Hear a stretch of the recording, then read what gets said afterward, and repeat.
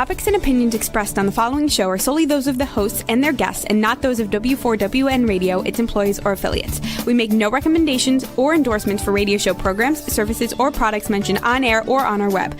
No liability, explicit or implied, shall be extended to W4WN Radio, its employees, or affiliates. Any questions or comments should be directed to those show hosts. Thank you for choosing W4WN Radio. This is Beyond Confidence with your host, Divya Park. Do you want to live a more fulfilling life? Do you want to live your legacy and achieve your personal, professional, and financial goals? Well, coming up on Divya Park's Beyond Confidence, you will hear real stories of leaders, entrepreneurs, and achievers who have stepped into discomfort, shattered their status quo, and are living the life they want. You will learn how relationships are the key to achieving your aspirations and financial goals. Moving your career or business forward does not have to happen at the expense of your personal or family life, or vice versa. Learn more at www.divyapark.com, and you can connect with Divya at contact@divyapark.com. This is Beyond Confidence, and now here's your host, Divya Park. Good morning, listeners. I am so thrilled to share with y'all. My book is out and is doing very well because my clients had asked me to write it. Because artificial intelligence is everywhere and it's hard to know where to start, what to focus on. So if y'all are interested, you can go to Amazon and grab a copy of the book, which is the AI Agency. And today we will be talking about something, a little harder conversation, and just stay on to listen to it. Welcome, Chuck. Good. So glad to have you on our show, Chuck. Thank you. Share with us, if you recall a moment in your youth where a person or an experience left a positive mark on you. Well, that is a very good question, and there is something that left a very positive mark on me. It could have turned out totally different, and that is, when I was 12 years old, I had somebody that was high on drugs that attempted to abduct me off the street, and the person that did that was the police found him, and then they arrested him, and they took him into custody. But that's not what changed my life. What changed my life was when the officer came back to my home to check on me, to make sure that I was safe and that I was okay, and to reassure me of that. It changed my life. It gave me a different perspective of what policing was, what protecting people was, and that really gave me a glimpse into what I wanted to accomplish in my life, was to be able to have the ability to make somebody else an impact like that in their lives, to know that they mattered, that they care, that someone cared about them, and that they want them to be protected. That is such a powerful statement, that creating that impact, letting, even if it's one person, know that they matter and they're important. So when you grew up, tell us about your journey. What direction did it take? Well, because of that, I eventually became a law enforcement officer myself. And later, during that time of being a law enforcement officer, I spent 20 years in that career. 18 of those years was as what they call a drug recognition expert. So I was an expert witness in court, going in and testifying as far as what impairment looked like. And I think that's something that I was able to cling on to because of not only the experience I had when I was younger, like I just mentioned, but because I felt drawn to that, to protect people. I started seeing a lot in the workplaces. I started seeing a lot with individuals. The most dangerous blind spot that I see in leadership is confusing silence with compassion. A lot of times it's because we don't know what to look for or how to react to it.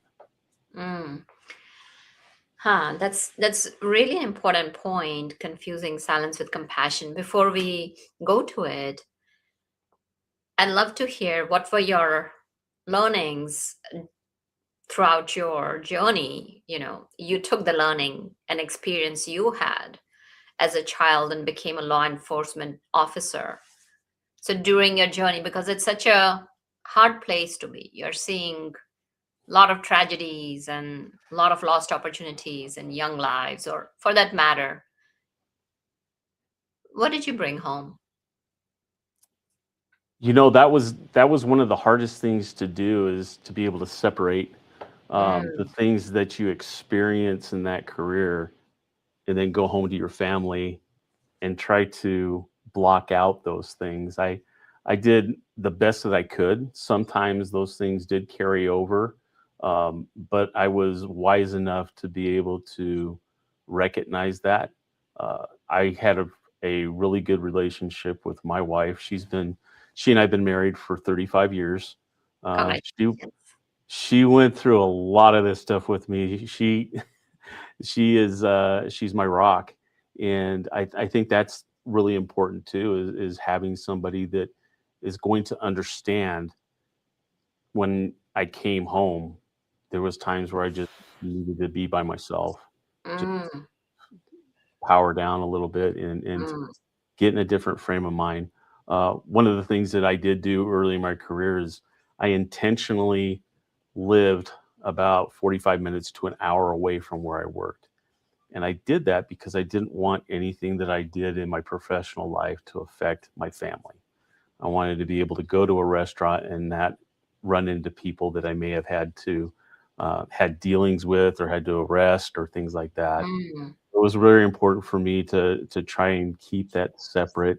Um, Not that my family didn't know a lot of the things that I saw, um, because we talked about it. I think that's one of the most important things that you can do in any type of a leadership position, when you go through things that could be traumatic, or things that are very life changing, or they can affect you in your mental health as well, is to have the ability to talk to somebody, um, mm, that you can get those things out. And that was an important part of my life. My wife went through a citizens academy, and a lot of police departments offer that, not only for community leaders, but for also officers' families, so they can go and experience or see some of the things that officers have to do every day in their life. So when that officer does come home, and they're having a bad day, they kind of understand maybe something is going on with this, and there's a little bit more empathy and compassion to be able to address that within the family, and to keep it from affecting you and your family. That's the biggest thing. mm. So, as we kind of talk about it and you talk about empathy and compassion, how did you bring it to yourself? Because as it is important to bring compassion to others, it's also important to bring compassion to yourself, because I'm sure there were times when you were not able to help people. And You're then the you're question can exactly right. arise, like, what could I do more? That's an interesting question, and that you're bringing up, because I think that in law enforcement, there comes a point in time that you have to make some decisions, because you get to a point where you see so many bad things, and you don't have the time to just work through all of those things, and you're going from one call to the next and to the next.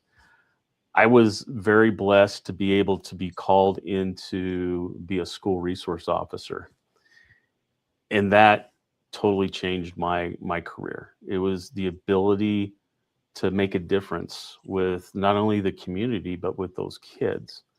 I may have had to take a incident report with a kid, or I may have even had to issue them a ticket, and in some cases may even had to arrest a kid because of things that happened there in the school.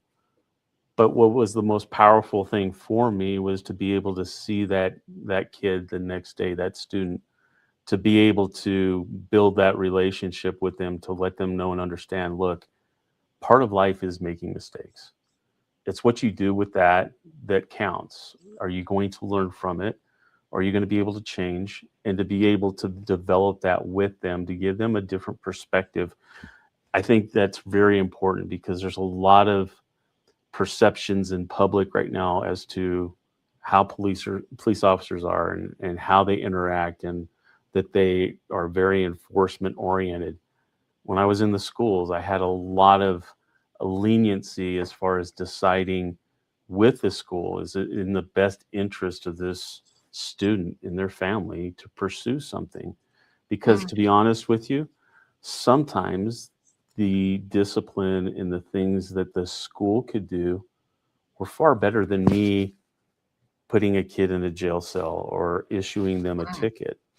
So I was blessed to have that because it changed my perspective. I was able to start showing that empathy that we're talking about, to understand that, you know what, people are going to make mistakes, but you have to give them grace and be able to help them to get through that, to understand it. I still have students to this day that still contact me and thank me for doing the things that I did with them. So you don't understand really the impact that you can have by acting in that way with especially with kids.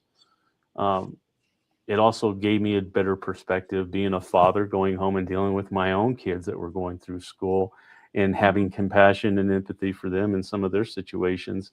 Um, and it was probably the best thing that I ever did for my marriage and for my family, because it gave me that opportunity to get into a different mindset in law enforcement. I think I had a far more impactful ability being a school resource officer than just a normal everyday police officer. Not that that job isn't important; it's very crucial, but there's no closure. You go from one call to the next to the next. So you really don't get to see the back end of whatever happened to this individual. Where in my situation in the school, like I said, I got to see that student every day and see them develop and see them change. So it was very rewarding. And you have talked about quite a few students whose life you impacted while keeping the confidentiality. Could you share a story as to where they were and they ended up? I had a student that immediately came to mind when you said that. And because I was in the schools as a school resource officer for 10 years. I chose to be there that long because I had such a great opportunity and the ability to make change that I didn't have a desire to go anywhere else. But I met a family that they themselves, the parents, had kids that they adopted. They weren't able to have children themselves, and some of these kids came from backgrounds that were very abusive and bad. And they were on a journey with these kids to try and change it. And one of those students was a student by the name of David. And David was a good kid. He made mistakes just like any other kid. And Mhm, I remember a time that he and a group of boys were caught in the restroom smoking marijuana, mhm, and all of the students, uh, all the other boys admitted to it except for David. He he was adamant he hadn't done anything wrong, and when I came in contact with him, I could tell that he was really tense, and he looked at me and said, "No way, Officer Marting, you know me. No way. I didn't do this." And on the surface, that really does make sense, because I developed that relationship with him. And most people would have just said, "All right, let's just keep moving on." But marijuana impairment can leave subtle physical changes that, unless you know what to look for, you're going to miss it. And that's what I did with David. Is I did an evaluation with him, and I saw that his eyes were dilated, his eyes were tremoring when he closed them. And when I checked for convergence, where he's able to follow an object in, his eyes wouldn't come together. In fact, one of his eyes drifted outward, which is a key sign of impairment with that. And to be able to just not only talk to him about that and then him finally admitting to it. And the bottom line is of course, he didn't want to get in trouble at school. He really didn't want to disappoint his parents, but we mhm. had the opportunity to bring his parents in and talk, and we were able to share what was going on. And there was a little bit deeper personal issues that were going on, that he felt that this was the best way to cope with it. Mm-hmm. And so he and his family were able to make that change. And, the last time that I saw David, he was doing well.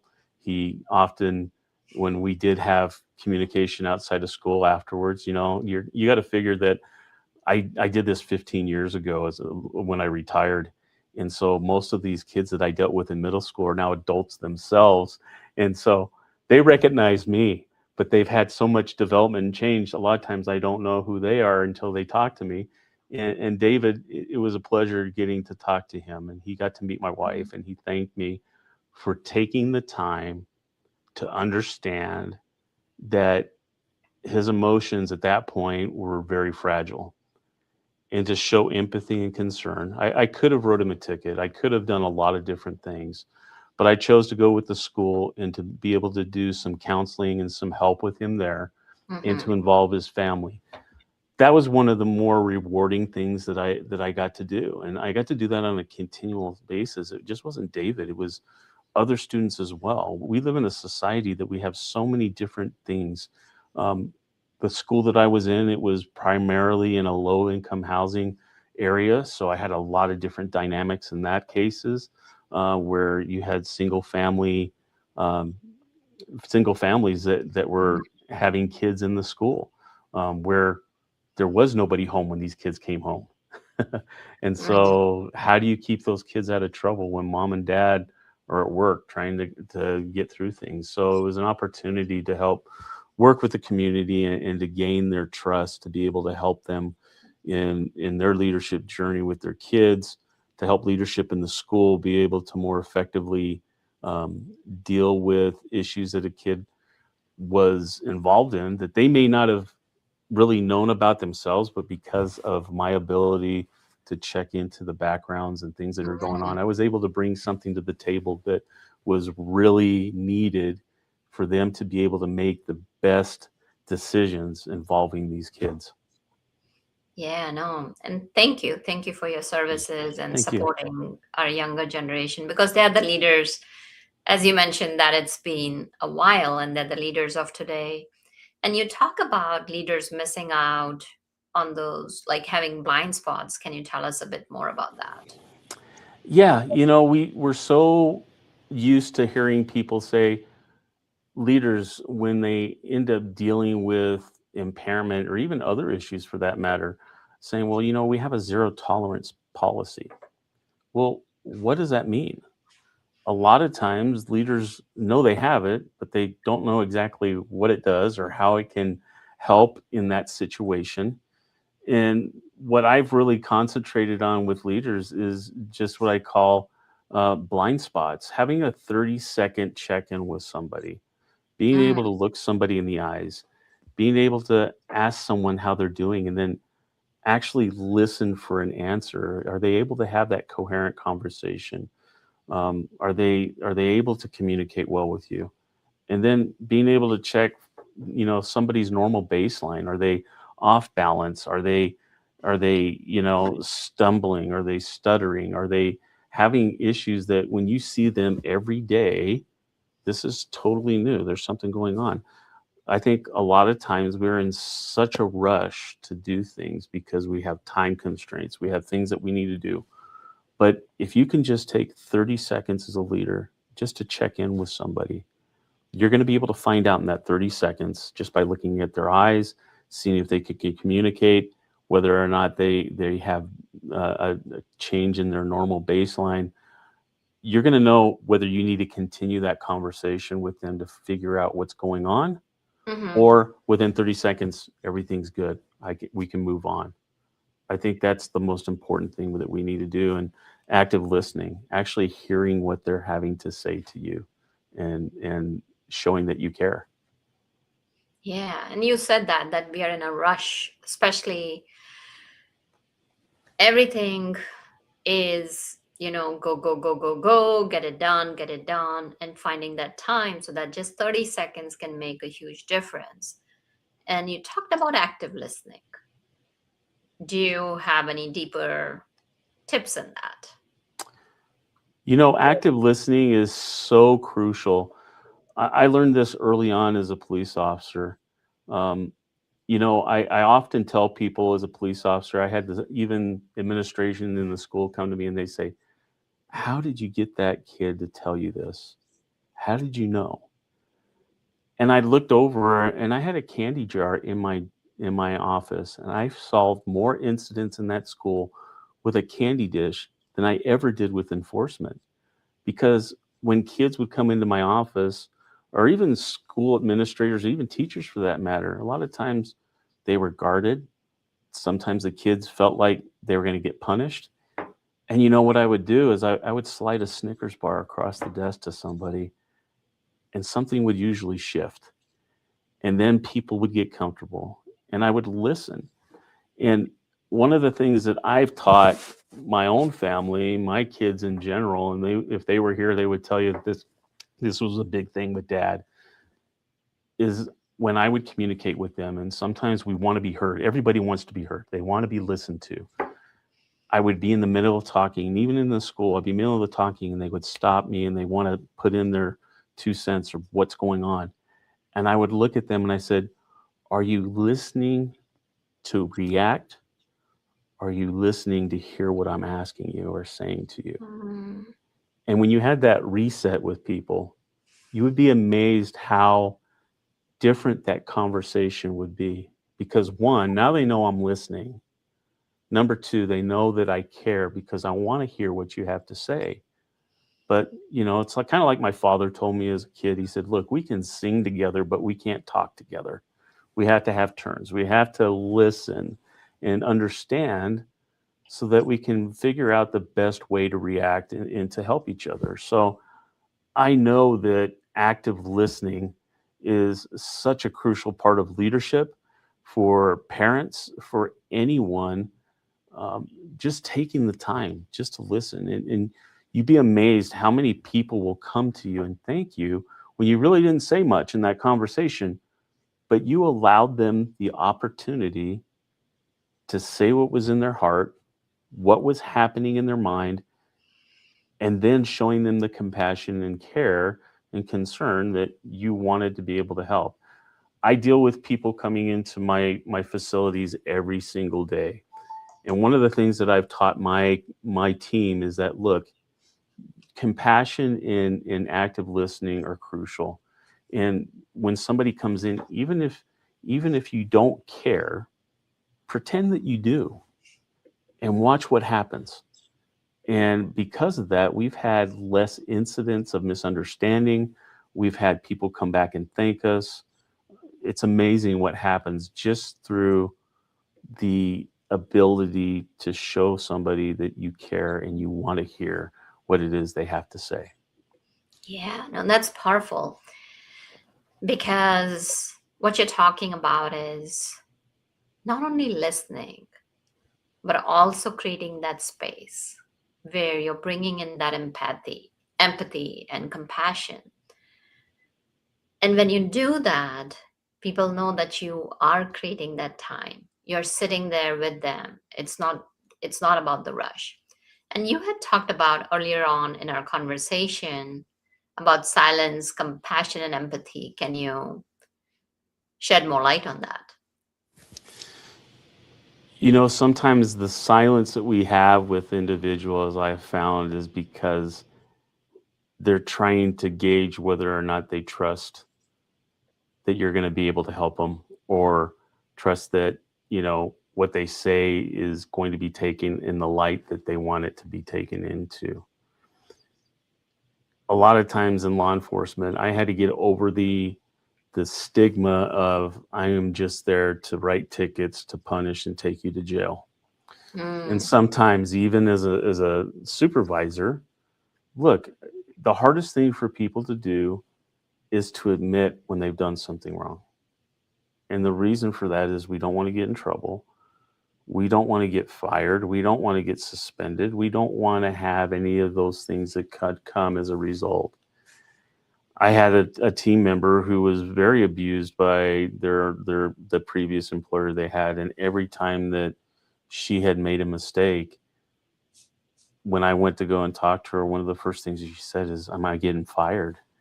I said, no, you're not getting fired. I said, how are you supposed to be able to correct things if you don't know you're doing something wrong? You have to understand people are going to make mistakes and we have to give them that grace.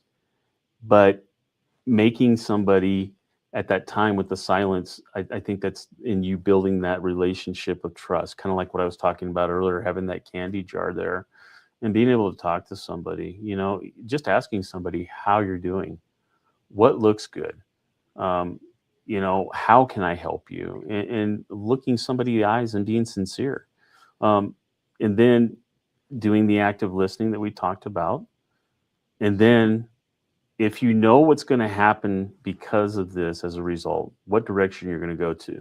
Maybe you're going to go to, if you're in a leadership position in a workplace, it's going to be having to send them to an employee assistance program for whatever issue they may be dealing with.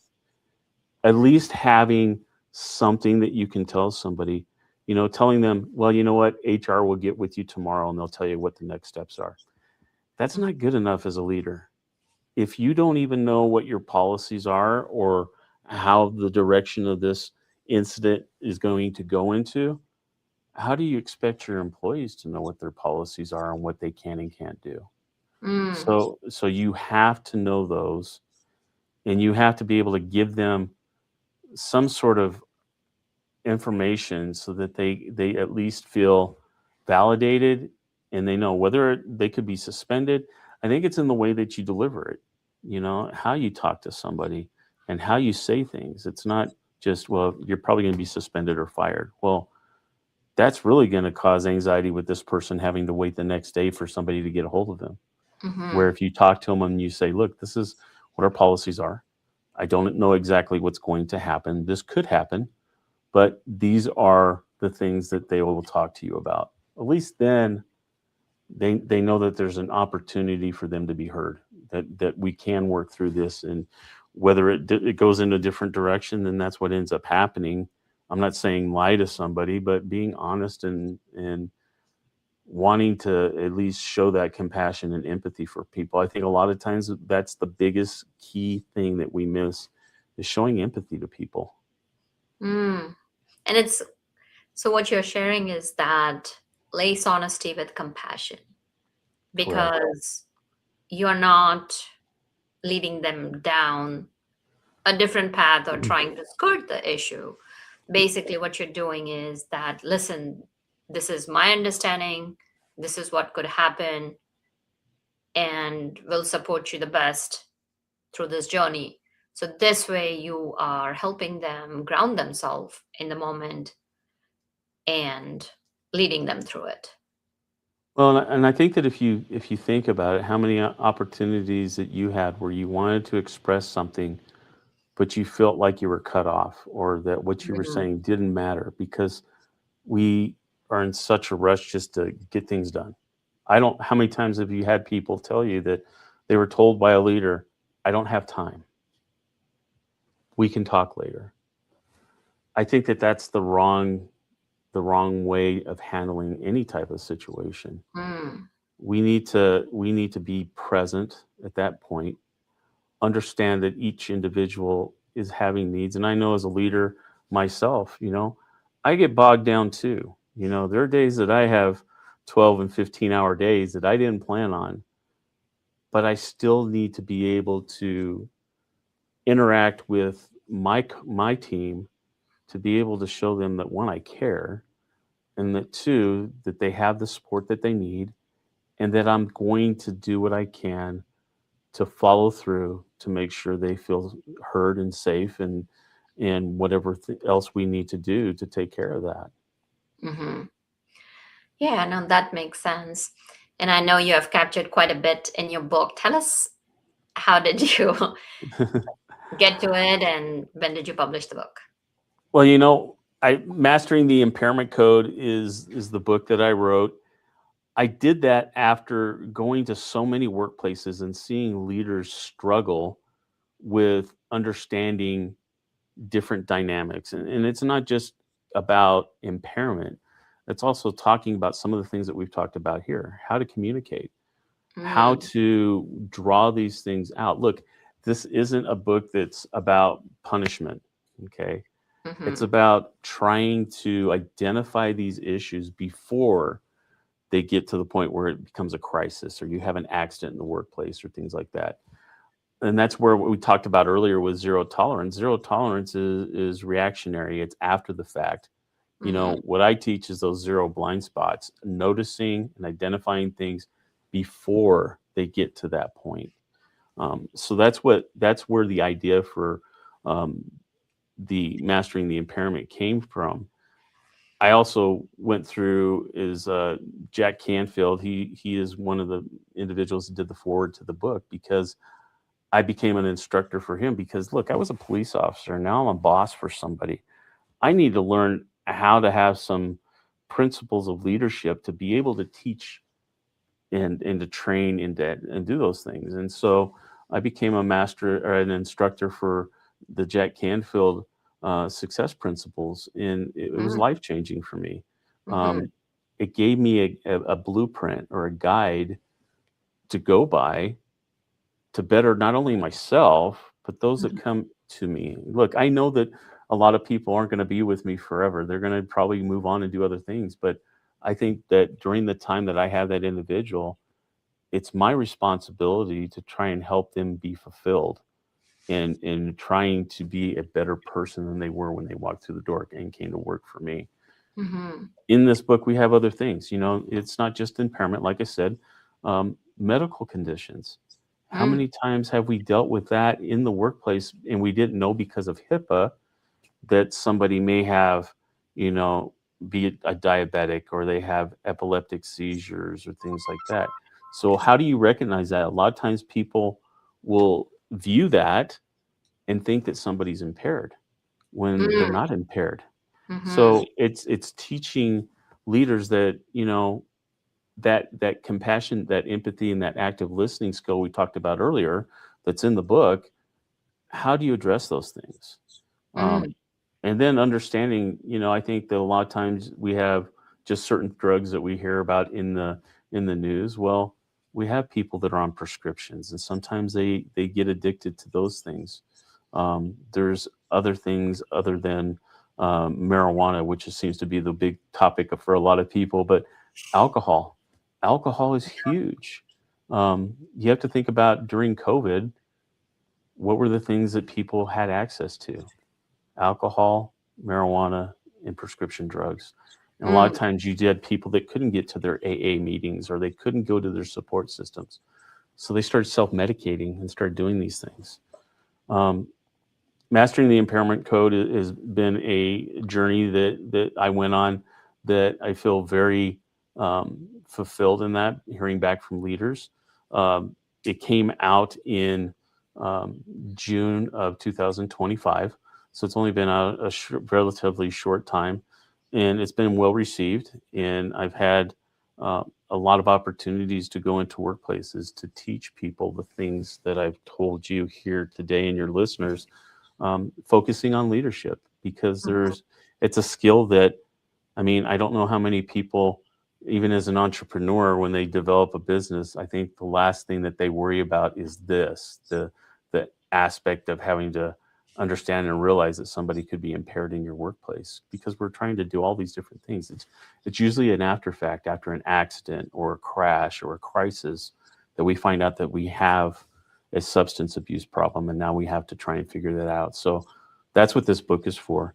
I'm not going to be able to turn anybody into a drug recognition expert like myself, but I think I'm able to help them identify easy things to look for Mm-hmm. that will lead them to those discussions and figuring out, do we need to do drug testing? Do we need to get medical help? Do we need to look at our employee assistance programs to help people? Those are the things that this book brings about, and I'm grateful for the opportunity to write it and to have the impact that it's made on a lot of people. So basically identifying the issue before it becomes a major problem. And where can our audience find your book? Well, thank you. You can go to www.masteringtheimpairmentcode.com to learn more information there. You can order the book from there, or it is available on Amazon. It's on Barnes and Noble. It's in all the major book retailers that you would get your books and things. Right now, I'm working on the Audible book of it, so I'm hoping to have that out soon. But if people are on Kindle Unlimited right now, you can get the digital version of the book for free. So that's one of the things I wanted to make sure that I get this out to people, because it's so important, important for leaders to have this. Well, thank you for sharing your wisdom with us. And Chuck, any last words?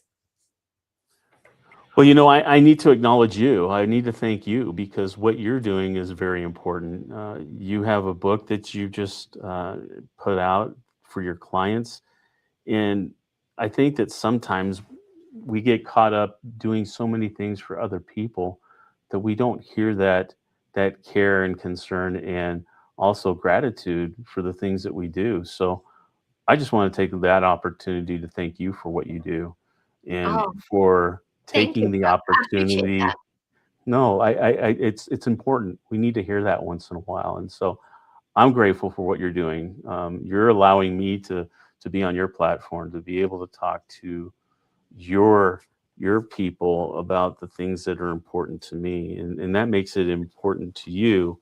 And so, no, thank you for this platform and the opportunity that you give people to make change and to be able to get important information out to people. It's very important. So thank you.